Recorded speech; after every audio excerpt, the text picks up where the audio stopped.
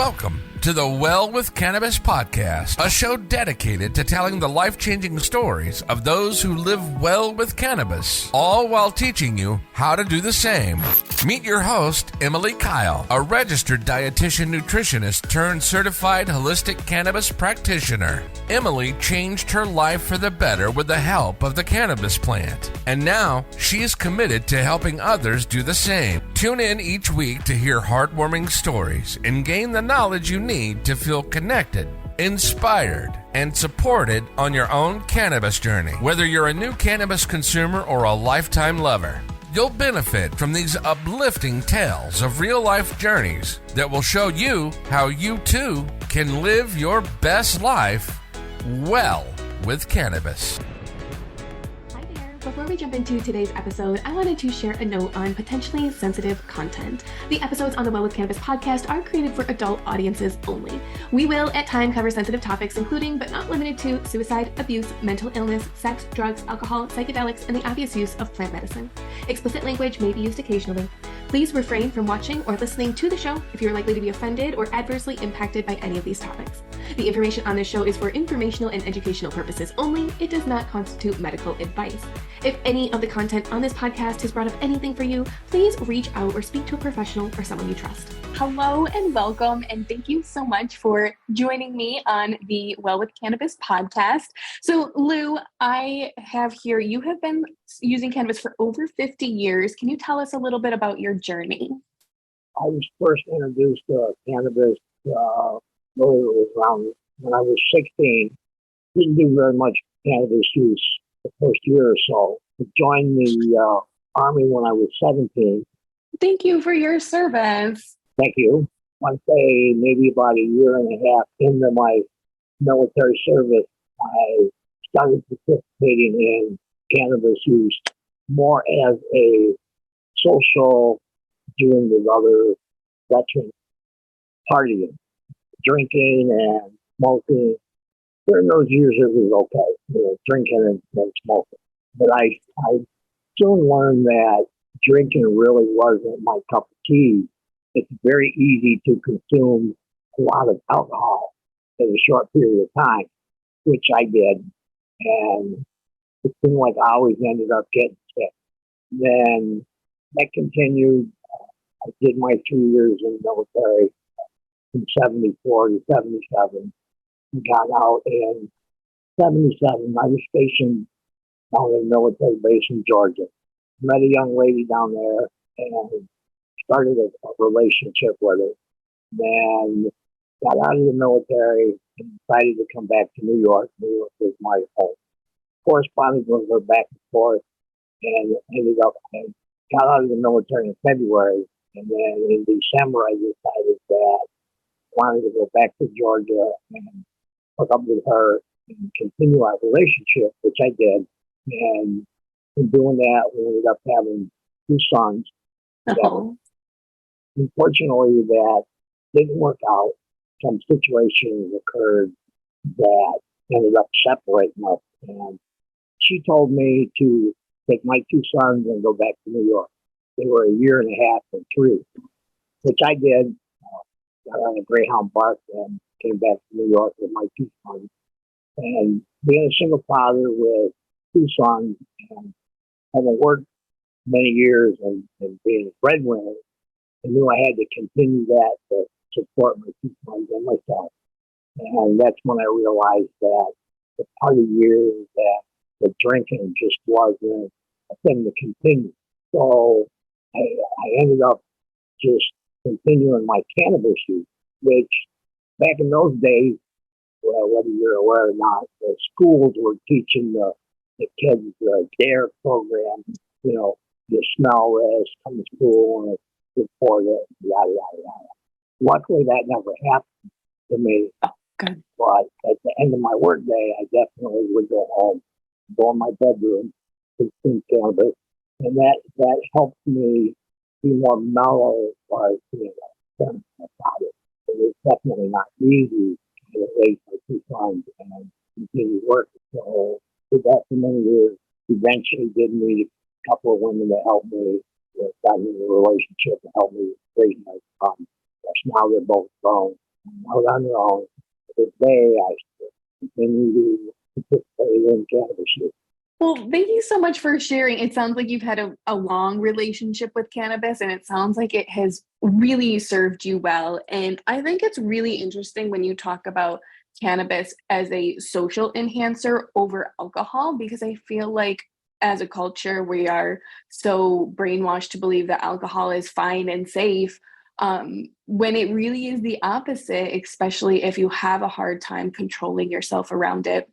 For you socially, do you enjoy using cannabis before you go out and socialize with friends? How do you incorporate that into your social life? Believe it or not, nowadays I don't have much of a social life. So, what does life look like for you nowadays? How are you using cannabis to feel your best self? Basically smoking. And it's every day, all day routine. My girlfriend, I'm semi-retired. Good. I have a little cleaning job I do 2 days a week, Oh, nice. 5 hours each day. My girlfriend is 4 years younger than I am, and she still maintains a full-time job. She works for the local ARC Oh, agency. nice. Oh, That job for her is very stressful. I can imagine. So between the two of us, we both participate in cannabis. Now, I am always so surprised how many veterans I have reach out to me, and thank you again for your service. Do you feel like cannabis could play a bigger role in the comfort of veterans that we have right now? I have to say so. I have seen where a lot of veterans use cannabis suffering with PTSD. Fortunate or unfortunate for myself, joining the military in 1974, Vietnam was on the downside. Congress didn't declare the Vietnam conflict over until 1975. So I was lucky enough to be classified a Vietnam era vet, even though I never went overseas. I took my basic training in New Jersey and went to Georgia from the duty station. That's where I stayed until my UTS comes up. But yeah, I have seen where a lot of veterans that have served overseas and participated in cannabis use for the PTSD and other issues that they. Well, I do want to say thank you so much for coming here and talking about this, because my hope is that somebody in the audience, perhaps a veteran, will hear your story and hear that cannabis has really helped you, and hopefully it can bring them some relief as well. And I totally agree. Smoking for as many years as I have and going through all of the stages, if you will, of how society and the government has, and they're very lot. Their attitude towards cannabis has been very negative. Where, on the other hand, as far as alcohol goes, society is kind of stupid because there's more people that die from not only car accidents and things like that, but there was just a thing on the news this morning where a family got a big settlement from a college that their son died from hazing. There's more people that die from alcohol poisoning and the BT from stopping alcohol. So, in my opinion, alcohol is definitely a whole lot worse than cannabis.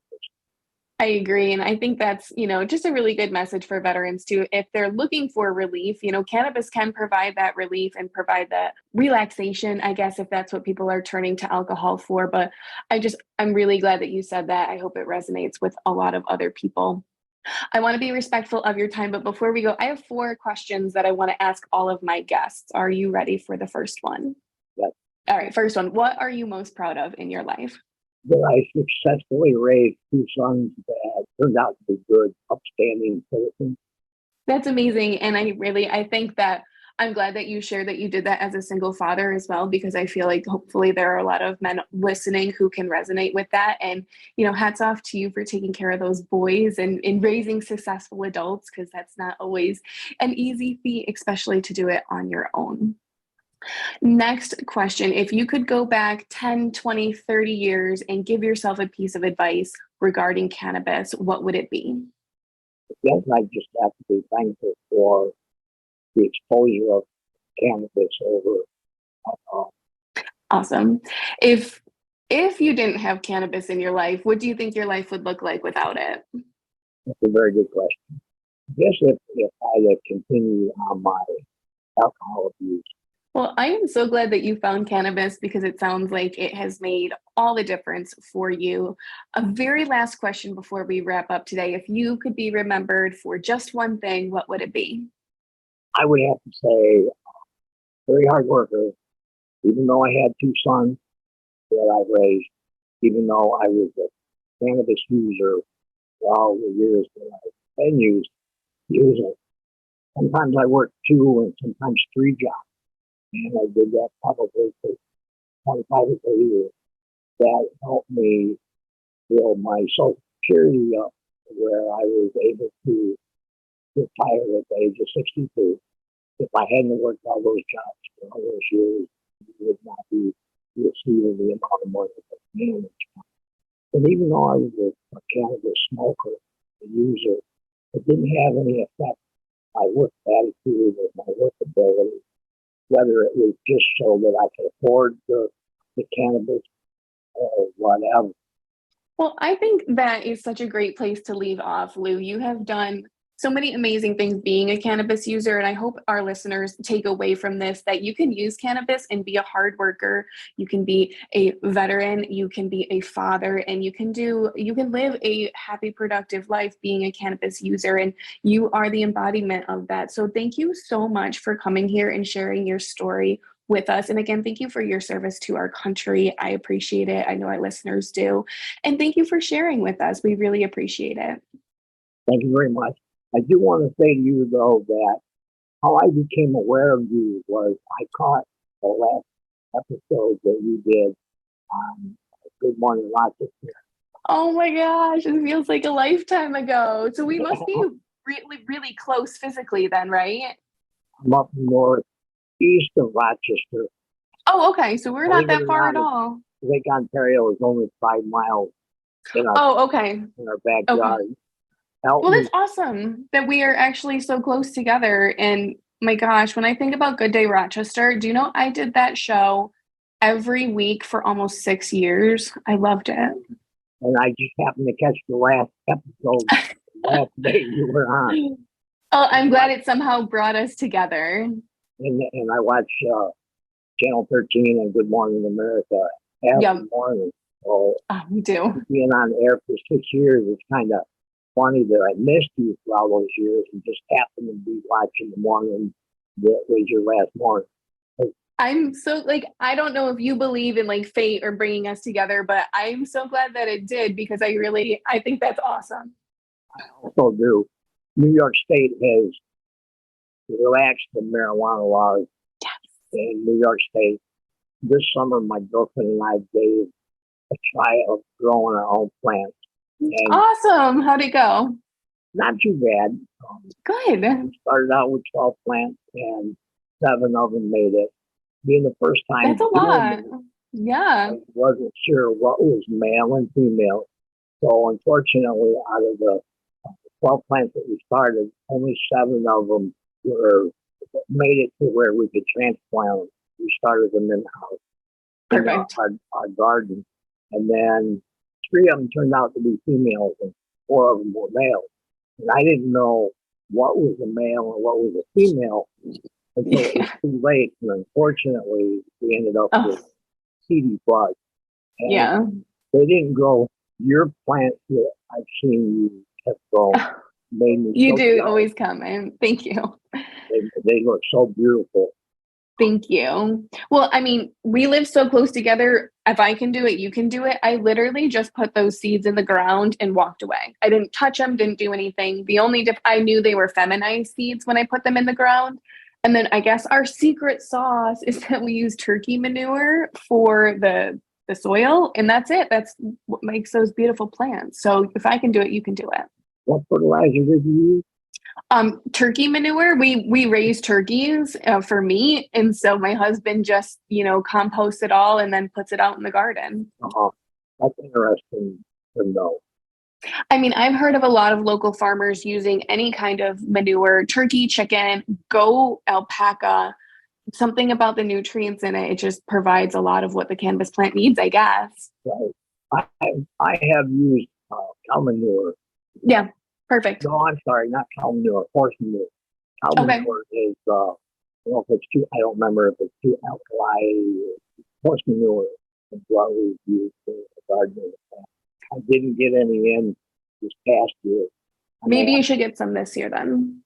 May have to see about getting another load for this upcoming growing season. I think that's the kind of the fun thing about growing your own cannabis is that every year is an opportunity to start fresh, and you get to learn things from the year before and bring it to you and do just a little bit better each year. And it's a fun process. I don't know if you enjoyed watching the plant grow, but I really enjoy watching it because it just happens so fast and it's so beautiful. Oh, definitely. Definitely. It was very interesting. Well, I'm super proud of you for giving it a try, and I hope that this year is super successful. And if you need any hints, tips, or tricks, please let me know. Actually, that also reminds me, you are in my Well With Cannabis community, and I am going to be doing a live video all about like seeds growing, getting your garden ready for planting in the spring. So I'll make sure I'll send you an email about that, and you'll be able to attend for free. Awesome. That would be awesome. Perfect. Awesome. Anything else you want to leave our viewers with today, Lew? I'm very thankful for the person that you are and the information and all the things that you are doing for cannabis. Well, thank you so much. I appreciate that. And I want to give a thank you to you too, because you are out there helping too. I know that this episode is going to reach somebody who needs to hear your words of wisdom. So thank you so much for your time today. Thank you very much, Emily.